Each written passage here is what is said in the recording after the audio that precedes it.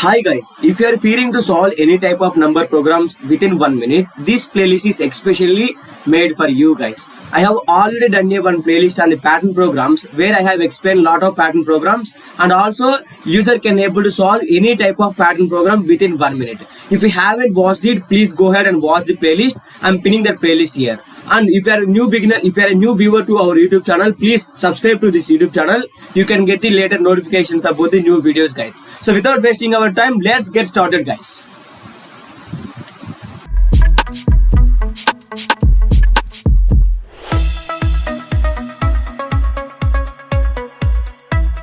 Without directly getting into the advanced number programs, I'm going from a very scratch level basic number programs. So if you understand these basic number programs, it will definitely help you all to solve any type of advanced number programs, guys. That's why I'm going from a very basic level programs like sum of natural numbers, product of n natural numbers, and factorial of number and prime number. So I'm first discuss about the sum of natural numbers. Okay, I'll definitely discuss about the remaining number programs as well. But let's get started with the sum of n natural numbers. So sum of natural numbers is nothing but natural numbers. So natural numbers will be started from all positive numbers, right? 1 to n number, infinite numbers will be called as a natural numbers. Now I'm calculating the sum of n natural numbers. So here n is unknown number, that has to be given by user. So user will give the n number. We need to take one input from the user. We need to calculate the sum of n natural numbers. That is nothing but we need to calculate the sum of all the digits which are there from 1 to that particular number entered by the user. That is nothing but if the n value equal to 5, we need to calculate the sum of all the digits which are there in between the 1 to 5. That is nothing but 1, 2, 3, 4, 5. So we need to add the every number here in between that range, and we will get the sum of the n natural number here, right? So to perform this operation, we need one for loop. Why? We need to iterate over a number from where to where? From 1 to 5. So we need to iterate over a range of number. So range of series here 1 to 5. So to make that to happen, we need to use one for loop. So I'm going to use a one for loop here. Clearly see here, I'm going to use one for loop. So I'm going to take a one new file here. Sum of n natural numbers. Sum of n natural numbers. .py. Now I'm going to take a one. You can able to see here. I'm going to take a for loop here for I in range of. I'm going from 1 to which number? N number. So if I want to go up to n number, I need to take n plus 1 here, because range function will go up to n minus 1. So to cover that, I'm going to take the n plus 1. So we need to take a one input from the user. That's why I'm going to take here int of input of enter a number, because user has to enter a one number. To represent that, enter a number, not a character. I'm going to display one prompt here, enter a number. After that, we are going to get the one number. Now I'm going to iterate over that range of values. Now every time I will get the one digit from the 1 to 5. For every iteration, I will get one number. So to store that, we need one variable. Why? Because to track that sum of the number, we need one variable. Here I'm going to take a one sum equal to 0. So because initially I don't have any numbers, I haven't calculated, I haven't performed any operation. So initially some value will be 0. And later, whenever I'm getting the I value 1 here, I will add to the sum. So how can I add sum plus I? And after adding this is nothing but a old value. So the sum is nothing but a 0. 0 plus I value is 1 here. And 0 plus 1, 1. I got a new sum value here. Again, I need to store that value inside the new year sum. So to perform that operation, we need to take the sum equal to sum plus I. So in the right side part, this is nothing but a old value. This is nothing but a current iteration value. It may be 1 to 5, and I'm going to add them and again storing inside the new sum variable, right? So this is the only expression I need to put inside the for loop, guys. So now I'm going to write sum equal to sum plus I. Now later, after this for loop, wait, I haven't taken sum equal to 0 here, because first we need to initialize the variable. So later I'm going to print sum of n natural numbers. So now you can able to see I'm going to print the sum value here. And now, so whenever I'm executing the program, it is going to ask me one number.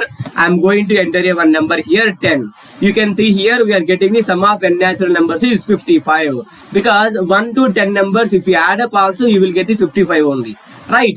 So like that there is a one more program called product of n natural numbers. How can I calculate the product of n natural numbers? Product of n natural numbers is nothing but a replace the plus symbol with the into. Why? Because we are not doing the summation here, we are doing the product, that means multiplication. So to perform the multiplication in Python we need to use one symbol called multiplication symbol. So I need to replace this all the symbols with the into symbol.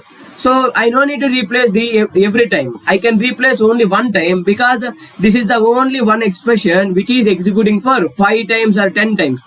This is the only one expression repeatedly executing. So directly I will go and change the operator here from plus to into. And after changing the asterisk plus to asterisk operator, I will also change the variable names also, because I am not performing the product. Variable names indicates the what is the value it is holding, right? That's why we need to use a proper naming convention here. That's why I'm going to use same program but different operator. Product of n natural numbers, right? Product of n natural numbers. .py. So now the same program I'm giving here, enter a number. I'm going to take a product equal to 0, and I'm going to replace the wherever I'm using the sum here, I'm going to use a product, right? Product of n natural numbers. Now here you need to observe one thing here. Whenever I'm performing the summation, the initial value will be sum. Why? Because any value if I add to the 0, it will become that number. But when it comes to the product multiplication, if there is nothing, if I multiply with any other number also, it will become 0 only, but not that number. So to make that happen, to avoid this confusion, I need to go for 1. Because if I multiply any number, new number with the 1, I'll get new number only, not 1. So in the initial condition, the product value, if the product value is 0 here, 0 into 1, 0. Again later, 0 into 2, 0. 0 into 3, 0. 0 into 4, 0. 0 into 5, 0. But if I take product equal to 1 in the initial step, what will happen? Initially product value will be 1 and it will I value will be 1. 1 into 1, 1. Later product value will be 1, I value will be 2. 1 2s are 2. Now product value will be 2. Later 2 into 3, and now again product value changed to 6. 6 into 4. Later product value is changed to 24, and later 24 into I value is 5. Now the we came to the end position. So 24 into 5, 120. So we got the final product value, right? That's why we need to go for one value, not 0 here, right? So here I need to change the expression product into I. Later I am printing the product of n natural numbers product. I'm saving the program and executing the program. So you can able to see here I'm going to give 5. So you can able to see product of n natural numbers is 120. The same thing I got in the whiteboard also, right? Cool guys. Now we will learn about the factorial.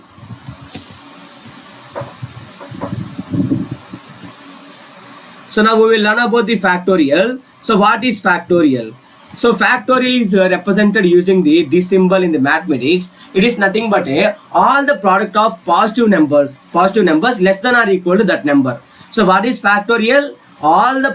It is a product of all the numbers from 1 to less than or equal to that number. That is nothing but for example, if I want to calculate the factorial of a 5, factorial of a n number here, I want to go from n to 1, or else I want to go from 1 to n. So the product of all the numbers from 1 to n, that is called as the factorial of a number. That means the formula is here to calculate the factorial.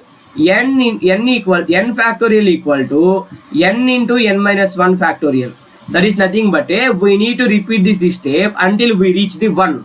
But in the normal case also we can directly solve this program by using the product of n natural numbers, because product of n natural numbers also we are moving from 1 to n only, right or wrong? But there the product of n natural numbers is a product of 5 numbers is 120. Like that only here 5 factorial value will be 120 and 4 factorial value will be something like I think 24. So that is nothing but 4 factorial is nothing but 4 into 3 into 2 into 1, and 3 factorial is nothing but it can be calculated by multiplying the every digit from 1 to that particular number. So now 3 into 2 into 1, not 0, do not take the 0, only positive numbers only. So if I take the 5 factorial, 5 into 4 into 3 into 2 into 1. So if you see this series, if you see this expression, this is the same thing we performed in the product of n natural numbers also. The same thing you have to write for the factorial also.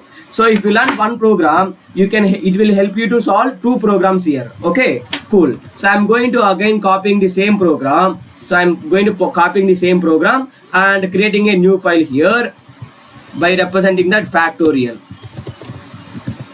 .py. So in that program also, in that file also, I'm writing the same program. Enter a number. Again, I'm going to take a here, instead of product here, I'm going to take a factorial. So I'm going to change just value, variable name here. I'm just changing the value factorial. Okay, now, so same thing I need to do here. I need to multiply the every I number with the current factorial value. Now here, after calculating the product value, what should I do here? Wait.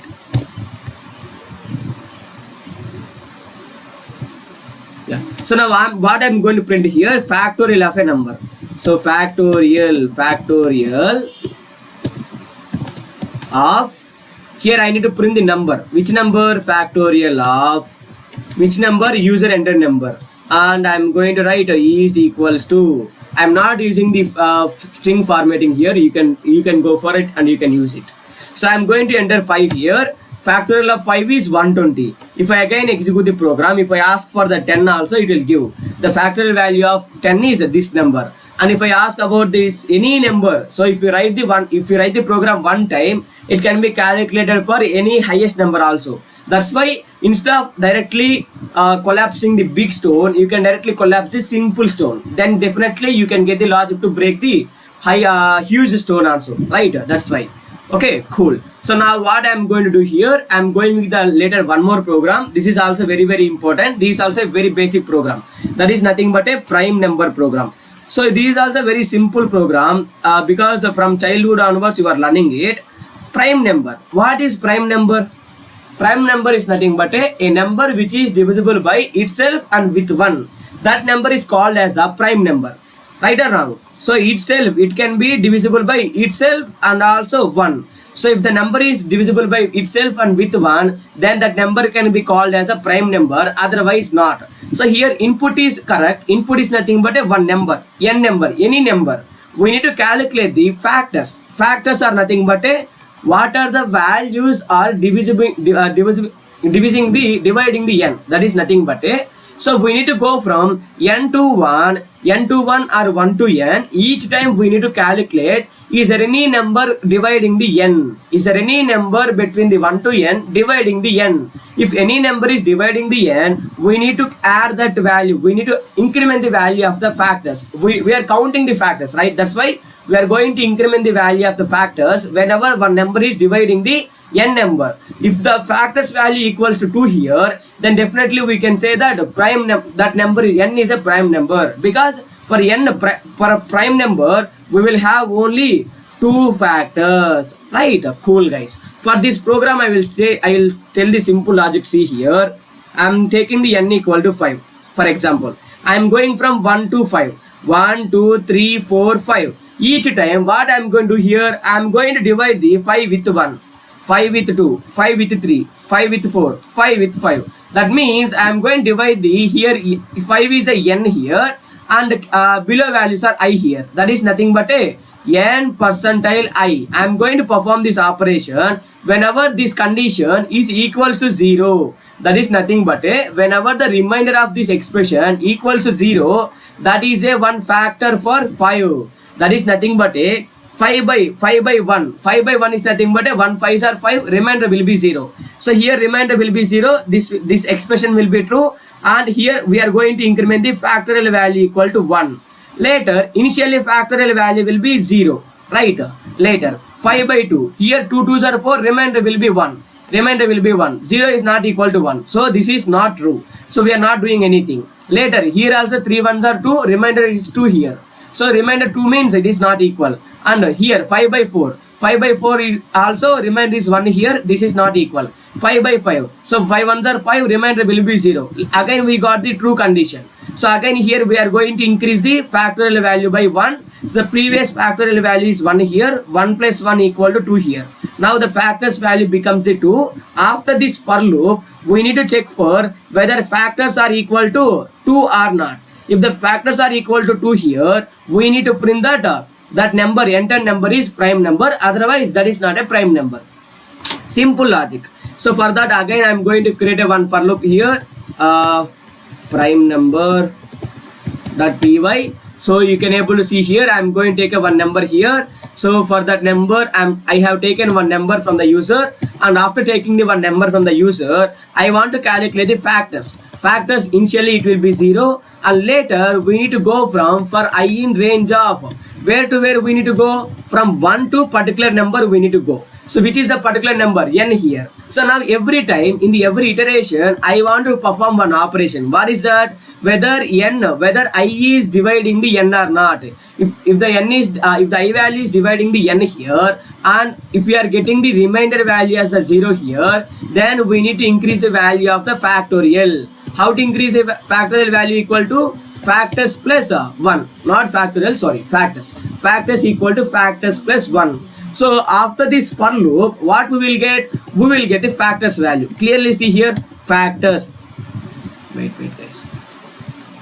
We will get the factors value. Now clearly see here, I am going to execute the program. So whenever I am entering the 5 here, we are getting the 2 factors. Whenever I am giving the 10 here, we are getting the 4 factors. Because for 10 we are having the 1, 2, 5, 10. We are having the 4 factors. So it is correctly calculating the factors of that particular value. For 15 also 4 factors are there. From 1 to particular number, every time we are checking whether any I number is dividing the 15. If it is dividing and producing the remainder as a 0, then we are going to increase the value of factors. So after we are getting the factors, instead of printing here, I am going to perform if the factors value equal to 2 here, I am going to print n is a prime number, right? N is a prime number. Otherwise what I am going to do here, else otherwise we are going to print n is not a prime number, right? Simple program. So now clearly see here what I am going to do. I am going to just executing the program now. You can able to see here. So we are not printing the factors now. We are printing whether a number is prime or not.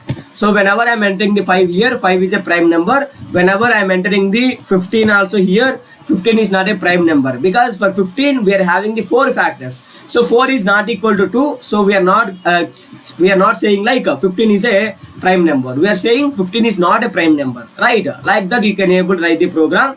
So I think this is also a very simple program. You can able to some of the companies may ask you about to write a Python program to solve the to check whether a number is prime or not. So this program will help you a lot, and we can write in many ways. This is one of the way, and you can able to go for functions and recursive functions as well. So for every program there are some many ways, but you can go for a simple way, because you have to crack the interviews. You are not building the application, you are solving the problem.